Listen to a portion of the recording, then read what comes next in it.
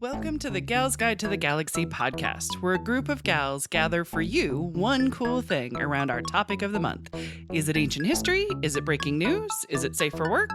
Well, that's up to each gal. All we know is that... Fasten your seatbelts. It's going to be a bumpy night. Welcome back. I'm Bonnie, and I'm joined by Kate and Barb talking about our one cool Asian gal.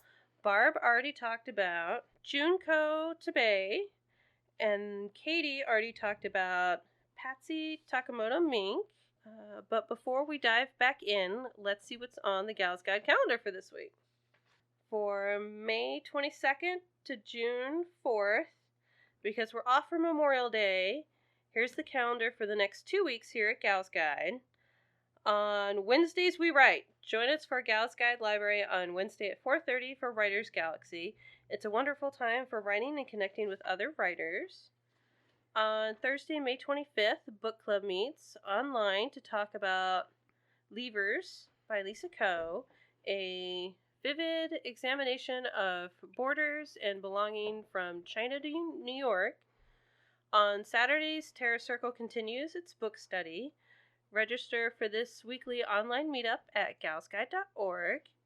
On Friday, June 2nd, First Friday, hang out with the Gals Guide crew and see what's new, open from 12 to 9 p.m.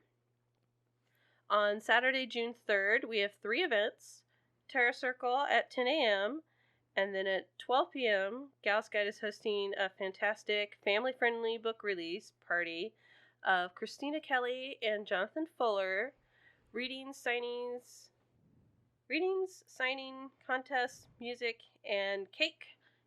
They said cake. Cake. Yay. Will be at this epic event to celebrate their first book, Trials of the Innermost. Then at 2 p.m., stay for our LGBTQ plus ally meetup, where we'll be making our Gay Hell Month plans. Mm-hmm. It's called this because June is filled with so many great LGBTQ activities, yet so little time to attend them all. Sleep is optional in June. Check all of our calendar events at galsguide.org. I'm so funny. And we're going to be so busy. Yes, very busy. I'm going to be doing Indie Pride this year as a vendor. I'm very excited. Very nice. Love it. Okay. Who do you have for us, darling? Ta-da! Oh, wait, I what's your have- rando question? rando. Rando. Yeah. Oh my gosh, I totally I have forgot. a get to know you question. And I want to know what Asian museums, landscapes, countries, or heritage sites have you visited or really want to visit? I don't have much for this category. I think a lot of the Asian art I've been exposed to has been little sections of bigger museums I've gone to. But I've definitely always been intrigued, enjoyed it. A lot of the photography that's come out of Japan really pulls me in. And as far as countries to visit, I would love to go to Japan. I would love to visit India. But I haven't done it yet. There you go. No. Yeah, I haven't even been to a decent Chinatown. Oh. I got some stuff to put on my bucket list. Yeah. There you go. Let's see. How about you, Barb? So I had the opportunity to make a work trip back in the day to India. So I was in Nice. Bangalore for about 10 days, and we sent some computer hardware over there. I went over and helped set up some software, train some engineers that we were working with to utilize the software, and then kind of got if you will, a slice of Indian life. I hooked up with one of our teammates who was over there for an extended assignment. He and his wife lived there with their 2 kids for an extended period of time, and they showed me around, and I got to see how they did their banking and how they did their shopping, and they took me out to restaurants and things like that. They would not take me to their butcher shop, so they did draw the line. Good and idea. Say, you Yeah. don't really need to be exposed. You're not to ready that. for that. So yeah. No. So I also had a few years later I won a trip through work when we meet, you meet your number or whatever, and went to Singapore in Southeast Asia. So Sweet. that was nice. And that was also kind of a slice of Singapore, if you will. So we were over there for maybe 4 days, and each day we got to experience. I went to Chinatown over there. You said Chinatown, so that was kind of fun. Went to Chinatown over there, and that was very fun. I have a cousin, a distant cousin, who her husband has taken a position, a temporary assignment in Japan. So I told her to get settled, and we'd come over next year. So I've got that on the list to go. She's posting wonderful pictures over there as she travels in the region. So adding that to the list. Cool. How about you, Bonnie? For me, probably Japan is up on the list. Grew up watching the anime, so that's all so freaking cute and adorable. You did an episode about Sailor Moon. Yes. Yes. Who are you going to talk about today? I'm stepping on your hosting toes. I know. Who you right? got for us today, Bonnie? Trying to also make sure. I'm trying to do my best with pronunciation. Well, and then with, I don't know if it's most Asian names or if it's just Chinese or Japanese or both, how they do their family name is usually first, like their surname. Yeah. Mm-hmm. So, but I think how we normally know her is more of the American or Eastern way of saying her name. And that is a lady that I've wanted to know about for a really long time now. So I was very excited when I heard we were doing Asian Month. I was like, this is going to be my lady. Who's recently on Stamps is, I guess, I'm kind of worried she might be a doctor and I might not be saying doctor. I know she got at least an honorary doctorate. Right. Of Chein Shiung Wu. Yay. She's a physicist who was born in China May 31st of 1912. So this year she would have been 101. Oh my goodness, yeah. 101? No. 111. Math is hard. Yeah. Okay. She was better at it. She's the physicist. Right. I'm not. It's hard to remember that we're in the 2020s. Right. Yeah. Right. Mm-hmm. Yeah. Like, at least I feel now, so it feels like the 90s is still, like, not 10 years ago. Right. Now that we've hit 2020, I feel like, Sure. okay. It's 20 years ago. Not Right. 10 years ago. It's depressing. It's all depressing. Stop talking about it. But her father was Wu Zongqing. Yeah, and then her mother is Fan Fu Hua. I hope. She was, well, the thing I was reading was talking about she was the only child, but then later they said her older brother. Oh. So maybe they meant the only daughter. Oh, maybe. That Her makes father sense. was an engineer, and when she was young, he established a militia to help with a bandit problem. Oh. But after he was done with that, he... I kind of want to know about the bandit. Yeah, I'm what like, was I the don't know bandit what that problem? is. They were raccoons. He I'm not sure what the right term for it is, but he like intentionally educated his daughter, which was not common then, but he thought it would help with the prejudice against women, and he ended up establishing a school Oh. where they were taught like traditional women-y things, Okay. like sewing. Sure, and thanks. women-y Okay, baking. well, Mm-hmm. But they were also taught like science, literature, and math. okay. There it is. Now, Love yeah. it. Mhm. And then at age 11, which is 1923, she applied to attend a boarding school, and it was the Sojo Women's School number 2. Number 2. Number two. Yeah. She went for, there were like 2 different tracks you could take, and she went for the teaching track, but then also borrowed like all the books and stuff from the other ladies there. So kind of ended up learning all the stuff from the other track as well. Oh, savvy. She's doubling up. Yeah. Mhm. But she intended to do teaching after she was done. And she ended up going to the National Central University as a math major and then switched to physics. And she read a biography of Madame Curie as a kid. Yay! So she was very excited about physics. But while she was in university, she spent quite a bit of time being like a student activist. She would plan little protests on campus. And she graduated there in 1934, and she worked as a teaching assistant, and then as a research assistant in Taiwan. And she came to the U.S. in 1936 on a boat, and planned to go to the University of Michigan. Like, she had a scholarship and like funding all secured. But so weird to me how many of our women throughout this Michigan. podcast have been like, we're going to go to Michigan. Let's go to the or Midwest. Minnesota. Those. Nebraska. Uh-huh, yeah. Mhm. I want to be a Cornhusker. Sorry, Bonnie. No, You're you're throughout good. Michigan, Oh, and I why? swear the last time we talked about science gals, there were women coming over from like Europe that were like, Mm-hmm. Michigan, yes. Yeah. That's where we do our masters. No. Mhm. But she ended up, before she was going to land in Michigan, she was visiting some friends in California and ended up going to Berkeley instead. Oh, she thank was goodness. saved. Yeah. Thank goodness for those friends. Yeah. True friends don't let you go to Michigan. They were like, Yeah. have you I believe been that's to my motto. Michigan in the winter? Stay There in we go. California. Stay Yes. in California. There we go. She did get her PhD in 1940. Sweet. So it's Dr. Wu. Ah, Dr. Wu.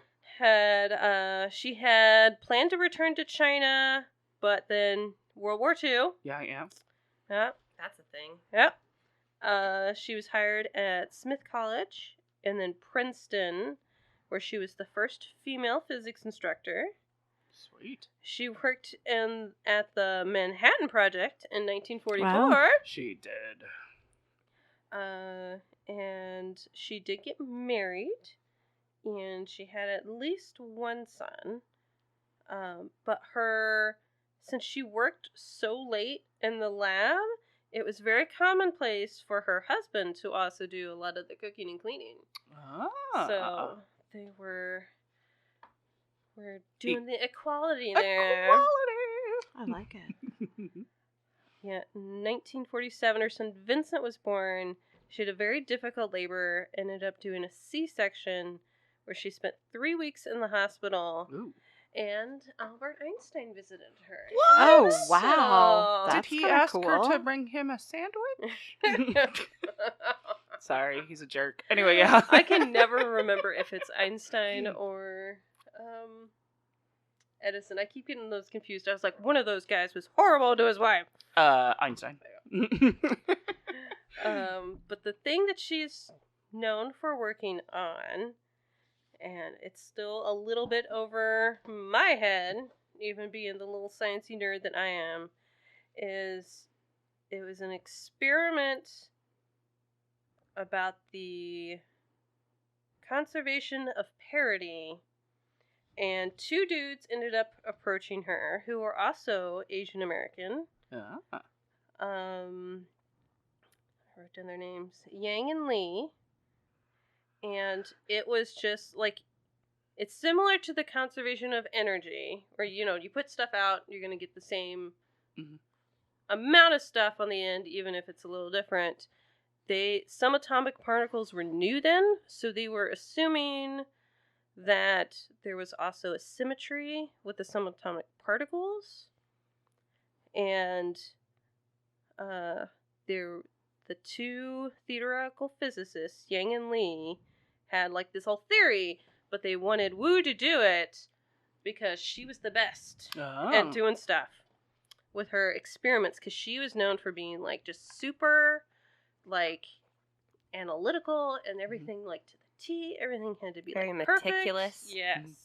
That's what I see. Like your gesturing shows meticulous. Yes. Mm-hmm. Mhm. I had another word for that, but meticulous is good. So that was good. So yeah, they contacted her to run the experiment for her, and they did it with cobalt-60, which is a very unstable atom. It doesn't want to stay at cobalt-60, so they froze it to a near absolute zero, and to see if particles were emitted equally. And they did not. Dun, dun, dun. And there's some people. I wish I knew what that meant. Yeah, I'm still trying. There's It's stuff missing. It's a big thing. Yeah. Well, it's not like missing. They figured like if you have your atom, they figured stuff would come out of like the north and south pole of the atom evenly, but it doesn't. So that means we live in Asymmetrical? asymmetric universe. Yeah. Oh. Which is like when you think of science, like all the time, they keep thinking like when they were doing the planets, they were like, oh, Right. they're perfect circles. They're not. Right. So They're like, yeah. So they I ruined guess it everything. makes sense. But like, yeah, Nature's not I'm perfect. not- It's not. yeah, I'm not qualified to really understand like how big of a deal that is. But it sounds like it's stuff Well, with like telling Just ruined about everything like for me. matter. Caves. I like things to be perfectly symmetrical. Don't look at my face then. But Except for your beautiful face. It's perfect. Damn Bell's palsy. Every time. You need to do the. There's like a TikTok filter. Oh where my you gosh, can with see tats for face? The mirrored side of your face. Yeah. Oh. I felt like I was doing that this morning. But all this is supposed to lead stuff with like matter and antimatter. Like it might be. Someone was saying it might be the reason why, like, we have matter and antimatter in the universe, but there's like of why when the matter and antimatter come together, like they both just cease to exist or something, and that's maybe why the matter is still around and not the antimatter because it's asymmetrical. Something like that. Yes. Very big things. It blows my mind that there's people that want to think about these things. It's like they're so You tiny. need people to think about them so you don't do. have to. It's true. It hurts So me. tiny. But Yang and Lee ended up getting the Nobel Prize for it, which was standard for back then. Yeah, especially with of physics. course. It's that the people that coming up with the theories, The theory, not the work, yeah. are the smarty pants. But a lot of people were like, "Yeah, Wu should have gotten See, I can the say a lot Nobel of Peace shit. Prize." But I can't do it. I don't know. Like, I know, at least standard now, after learning about Rosalind Franklin, you can't have up to 3 people. Uh-huh. I don't know if they included someone else for their third person, Right. but maybe that would have been nice. It would have been nice. There's Body.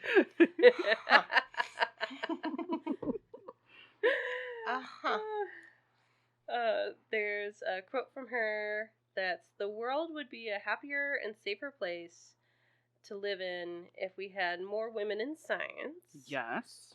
Lovely. She always insisted on equal pay with her male colleagues. Ah. Good. Because then And she was getting paid more, she, and then I don't know, but They she's should get getting the same, like too. if her and a dude are working in the lab together, Right. they're getting paid the same. nice. I like that. And she always corrected people when they called her by her husband's name. Oh. Because she didn't take his last name. Very nice. Very nice. But, yeah. She died February 16th of 1997 at the age of 84. Wow. That's a long life. Especially for working on the stuff she worked with. Right. Like the Manhattan radiation. Project. Yeah. Right. They don't live that long usually. Yep. Yeah. Yep. We used her stamps Yes. for a long time at Gal's Guide. I still have one of my last little invitations to like studio events I sent out. I did the Woo stamp, and I was at the post office, and they were like, "What stamps do you want?" I was like, "The Woo ones," and she was, "What?" Excuse me? I was like, "Woo." Just like, what? Give me the woo The lady, stamps. the Asian lady over there. Exactly. Yep. Sweet. That all went way over my head. Oh, did That's it? Did it? incredible. Yeah. Yeah. That's I remember- That's some deep science. I remember reading at one point she had slight regrets about working on the Manhattan Project, but that's because of what it led to. Right. So, Right. but I mean, But who knew? At she that was point? one of many Right. at the time too. Right. So yeah. Mm-hmm. That was the one part I remembered. Oh, sorry, I didn't mean to do a stretch. A stretchy yawn. Is that all of your questions, Katie? Yes. Wouldn't even know where to begin. Yeah, I'm still trying to wrap my. It's something to do with there's like 4 forces. There's gravity Yeah. and electromagnetic, Yeah. electricity, Yeah. and then there's the strong force, and No, then you there's lost the me. weak force. Sure. And I forget which one of the strong or the weak force is what like holds atoms together. No, that's the force that Obi-Wan talked Yeah. about. It's I knew that this binds was the gonna go universe there. together. Katie doesn't know about that. Too. I can see it. I can see that coming. It's May 4th. It is. Yeah, May the fourth be yeah. with you, Katie. I have a video to show you in a minute. Yes. Put it in the show notes. I love It that. has to do with either the strong or the weak force, and it just not acting the way that I they. thought it was the good or the Ah. evil force. No, there's 4 forces. There's Lucas 4. didn't tell you about all of them. It's the prequels. True. Yep. Oh, fun. But yeah. Do you want to wrap Dr. us Wu? up? Yes. Give us the county gals. It's gonna be hard. Yeah, it will. We're gonna have to fight over that one lady. Is that next month? Mm-hmm. Oh. And Barb's gonna be on as me. I did not sign up for that. It's so natural. I know nothing, Barb. Oh, my goodness. Well, that wraps up Asian Gals Month. Join us next week as we celebrate our local bicentennial and shine a spotlight on Hamilton County Gals. We hope to see you soon at the Gals Guide Library, and thank you so much for listening.